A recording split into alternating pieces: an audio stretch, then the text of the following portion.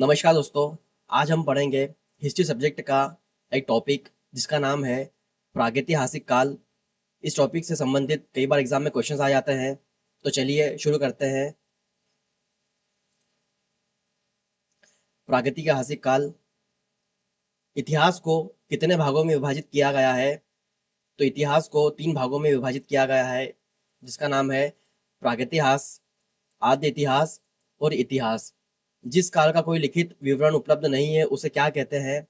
तो उसे प्रागैतिहासिक काल कहते हैं। जिस काल में लेखन तो था, लेकिन उपलब्ध लेख पढ़े नहीं जा सके, उसे क्या कहते हैं?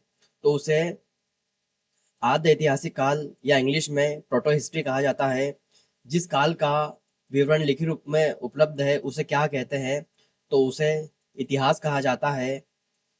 ज्ञानी मानव होमोसेपियंस का पृथ्वी पर आगमन लगभग कब हुआ था? तो यह 30 से 40 हजार वर्ष पूर्व हुआ था। पुरा पाषाण काल के मानव की जीविका का मुख्य आधार क्या था? तो वह शिकार करते थे। यह उनका जीविका का मुख्य आधार था। पुरा पाषाण काल में मनोरंजन का प्रमुख साधन क्या था? तो मनोरंजन का प्रमुख साधन भी शिकार था। आग का आविष्कार किस काल में हुआ था? तो आग का आविष्कार पुरा पाषाण काल में हुआ था। पहिए का आविष्कार किस काल में हुआ था? तो पहिए का आविष्कार नवपाषाण काल में हुआ था। स्थायी निवास की प्रवृत्ति किस काल में विकसित हुई? तो स्थायी निवास की प्रवृत्ति नवपाषाण काल में विकसित हुई। मनुष्य ने सबसे पहले किस पशु को पालतू बनाया? तो मनुष्य ने सबसे पहले कुत्ते को पालतू बनाया। मनुष्य ने सर्वप्रथम किस धातु का उपयोग किया? तो मनुष्य के द्वारा सर्वप्रथम उपयोग की गई धातु का नाम है तांबा। मनुष्य द्वारा बनाया गया प्रथम औजार कौन सा था? तो मनुष्य ने सबसे पहले कुल्हाड़ी औजार का निर्माण किया था।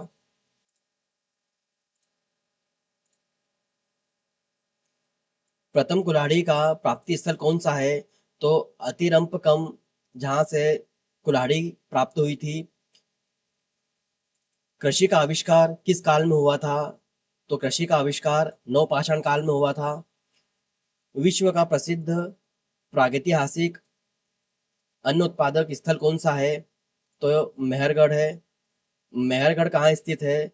तो यह पाकिस्तान के पश्चिमी बलूचिस्तान स्था- वाले क्षेत्र में स्थित है।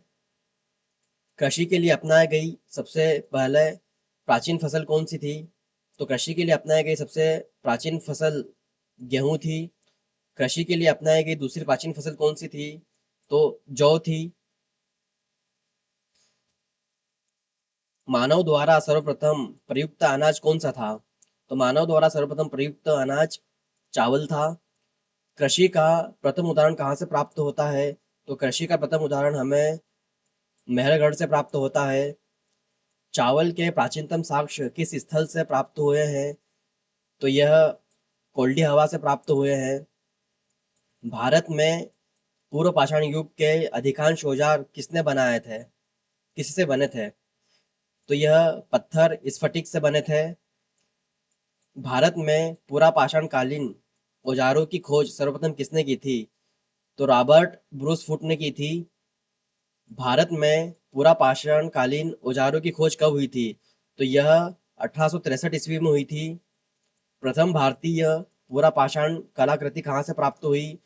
तो यह पल्लावरम से प्राप्त हुई। भारत में मध्य पाषाण काल की जानकारी सर्वप्रथम कब मिली? तो यह 1867 ईस्वी में मिली। भारत में मध्य पाषाण कालीन लघु पाषाणोपकरणों की खोज किसने की? तो सी एल कार्लाइल ने की। सी एल कार्लाइल ने लघु पाषाणोपकरण कहाँ खोजे थे? तो यह विंध्य प्रदेश में खोजे गए थे। माइक्रोलिथ का संबंध किस काल से है? तो इसका संबंध मध्य पाषाण काल से है।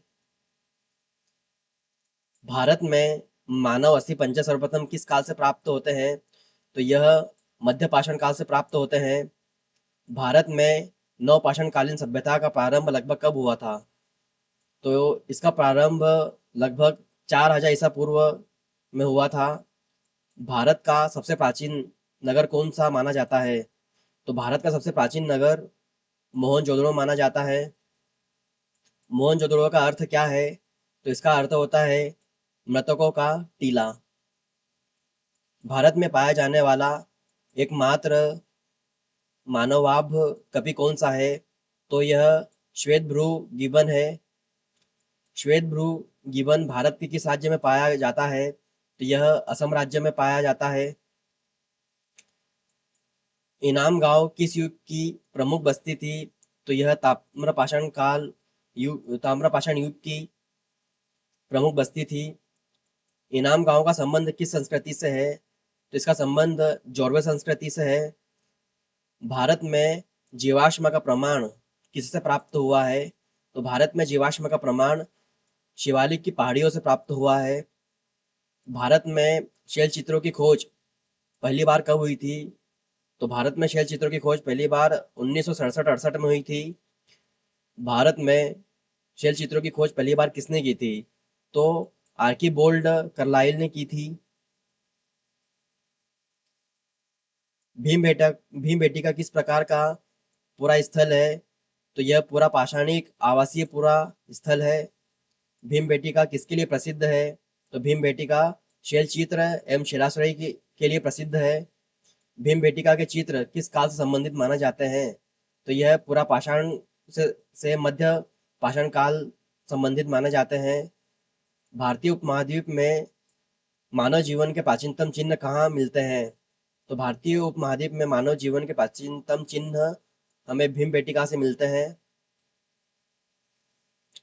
भीमबेटका किस जिले में स्थित है? तो यह मध्य प्रदेश के रायसेन जिले में स्थित है। भीमबेटका की खोज किसने की थी? तो डॉक्टर विष्णु श्रीधर वाकणकर ने की थी। भीमबेटका की खोज कब हुई थी? तो 1957-58 में हुई थी। भीमबेटका को राष्ट्रीय महत्व का स्थल कब घोषित किया गया था? तो अगस्त 1990 इस वर्ष भीमबेटका को राष्ट्रीय महत्व स्थल के रूप में घोषित किया गया था। भीमबेटका को राष्ट्रीय महत्व स्थल किस संस्था ने घोषित किया था? तो यह भारतीय पुरातत्व सर्वेक्षण ASI जो भोपाल मंडल में स्थित है के द्वारा घोषित किया गया था। भीमबेटका ने को यूनेस्को भीमबेटका को यूनेस्को विश्व धरोहर स्थल को घोषित किया गया था। तो जुलाई 2003 में विश्व धरोहर स्थल के रूप में घोषित किया गया था भीमबेटका को। भारत में मनुष्य संबंधित सबसे पहला प्रमाण कहाँ मिलता है? तो भारत में मनुष्य संबंधित सबसे पहला प्रमाण नर्मदा घाटी से प्राप्त होता है। भारत की जनसंख्या का प्रथम वैज्ञानिक प्रजातीय विभेदीकरण किसने किया? तो रिजले ने किया। होमोसेपियंस को हिंदी में क्या कहा जाता है? तो होमोसेपियंस को हिंदी में ज्ञानी मानव कहा जाता है। नवपाषाण काल की सबसे महत्वपूर्ण उपलब्धि क्या मानी जाती है? तो नवपाषाण काल की सबसे महत्वपूर्ण उपलब्धि कृषि का विकास करना यह मानी जाती है। पुरापाषाण काल का प्रमुख आर्थिक आधार क्या था? तो वह शिकार करते थे एवं खाद्य का संग्रह करते थे। नवपाषाण काल में मानव जीवन की सबसे बड़ी सामाजिक विशेषता क्या थी? तो वह स्थायी निवास करते थे। मतलब यहाँ तक जब उन लोगों का जीवन आया तब तक वह स्थायी निवासी हो गए, एक स्थान पर रहना उन्होंने चालू किया। भारत में मध्य पाषाण काल के अध्ययन का श्रेय मुख्यतः किसे दिया जाता है? तो CL कार्लाइल को दिया जाता है। मेहरगढ़ वर्तमान में किस देश में स्थित है? तो यह वर्तमान में पाकिस्तान में स्थित है। भीमबेटका के शैल चित्र किस विषय को दर्शाते हैं? तो भीमबेटका के शैल चित्र यह आदि मानव जीवन को दर्शाते हैं। भारत में मानव के सबसे प्राचीन अवशेष किस घाटी से प्राप्त होते हैं? तो यह नर्मदा घाटी से प्राप्त होते हैं। पूरा पाषाण काल का प्रमुख औजार किस पदार्थ से बना होता है? तो यह पत्थर से बना होता है। कृषि के प्रारंभिक साक्ष्य भारत के बाहर किस स्थल से मिले हैं? तो यह मेहरगढ़ से मिले हैं। चावल के प्राचीनतम साक्ष्य किस राज्य के कोल्डी हवा स्थल से मिले हैं? तो कोल्डी हवा से मिले हैं जो उत्तर प्रदेश में स्थित है। जोरवे संस्कृति का प्रथम का प्रमुख स्थल कौन सा है? तो जोरवे संस्कृति का प्रमुख स्थल इनाम गांव है। भीमबेटका के शैलचित्र किस राज्य में स्थित है? तो यह मध्य प्रदेश में स्थित है। शिलाश्रयों के लिए विश्व प्रसिद्ध स्थल कौन सा है? तो मध्य प्रदेश में स्थित रायसेन जिले में भीमबेटका है। भारत में पूरा पाषाण कालीन औजारों के खोजकर्ता के रूप में किसे भारतीय प्रागैतिहास का जनक कहा जाता है? तो रॉबर्ट ब्रूस फुट को कहा जाता है। पल्लावरम किस राज्य में स्थित है? तो पल्लावरम तमिलनाडु राज्य में स्थित है। मानव द्वारा पालतू बनाया गया पहला पशु कौन सा था? तो यह कुत्ता था। नवपाषाण काल में किस आविष्कार ने परिवहन को गति दी? तो नवपाषाण काल में पहिए का आविष्कार हुआ जिसने परिवहन को गति दी थी। पूरा पाषाण काल की सबसे महत्वपूर्ण खोज क्या थी? तो उस समय आग का आविष्कार हुआ था। मेहरगढ़ का संबंध किस क्रांति से माना जाता है? तो मेहरगढ़ का संबंध कृषि क्रांति से माना जाता है। भारत में सबसे पहले मानव अस्थिपंजर किस काल से प्राप्त होते हैं? तो मध्य पाषाण काल से प्राप्त होते हैं। भीमबेटका विश्व धरोहर स्थल किस संगठन द्वारा घोषित किया गया था? तो यह यूनेस्को के द्वारा घोषित किया गया था। भीमबेटका के छह चित्र मानव इतिहास के किस चरण का प्रतिनिधित्व करते हैं? तो यह प्रागैतिहासिक काल का प्रतिनिधित्व करते हैं। प्रागैतिहासिक मानव का मुख्य व्यवसाय क्या था? तो शिकार करना और खाद्य संग्रह करना था। कृषि के विकास ने मानव को किस जीवन शैली की ओर अग्रसर किया? तो कृषि के विकास ने मानव को स्थायी जीवन जीने के लिए अग्रसर किया। मतलब ये एक ही स्थान पर रहकर अपना जीवन यापन करने लगे। नर्मदा घाटी किस कारण प्रसिद्ध है? तो मानव के प्राचीनतम अवशेष नर्मदा घाटी से मिलते हैं। भारतीय प्रागैतिहास के अध्ययन में रॉबर्ट ब्रूस फुट का क्या योगदान है?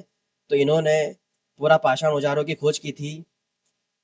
श्वेतभ्रू गिबन भारत में कहाँ पाया जाता है? तो यह असम राज्य में पाया जाता है। भीमबेटका के शैलचित्र मुख्यतः किसने बनाए थे? तो यह किससे बने थे? तो यह प्राकृतिक रंगों से बने थे शैलचित्र। भारत में शैलचित्रों की खोज का श्रेय किसे दिया जाता है? तो आर्कीबोल्ड कार्लाइल को दिया जाता है। भारत में नवपाषाण काल लगभग कब प्रारंभ हुआ? तो यह 4000 ईस्वी पूर्व प्रारंभ हुआ। कृषि का सबसे प्रारंभिक उदाहरण किस स्थल से प्राप्त होता है? तो यह मेहरगढ़ से प्राप्त होता है। मानव ने सबसे पहले कौन सी धातु का उपयोग किया था? तो ये तांबा का उपयोग किया था। प्रथम धातु औजार कौन सा माना जाता है? तो कुल्हाड़ी माना जाता है। नवपाषाण काल का प्रमुख आर्थिक आधार क्या था? तो कृषि एवं पशुपालन करना।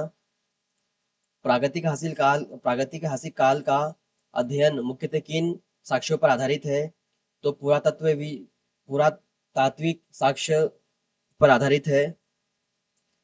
भारत में सबसे प्रसिद्ध शैलचित्र स्थल कौन सा है? तो मध्य प्रदेश के रायसेन जिले में स्थित भीमबेटका है। मोहनजोदड़ो का शाब्दिक अर्थ क्या है? तो इसका अर्थ होता है मृतकों का टीला। ज्ञानी मानव का वैज्ञानिक नाम क्या है? तो इसे इंग्लिश में या फिर वैज्ञानिक इसका नाम होमोसेपियंस कहा जाता है। मानव सभ्यता के विकास में पहिए का योगदान किस काल में शुरू हुआ? तो पहिए का आविष्कार नवपाषाण काल में हुआ। भारत में पूरा पाषाण कालीन खोजों का जनक किसे माना जाता है? तो रॉबर्ट ब्रूस फुट को माना जाता है।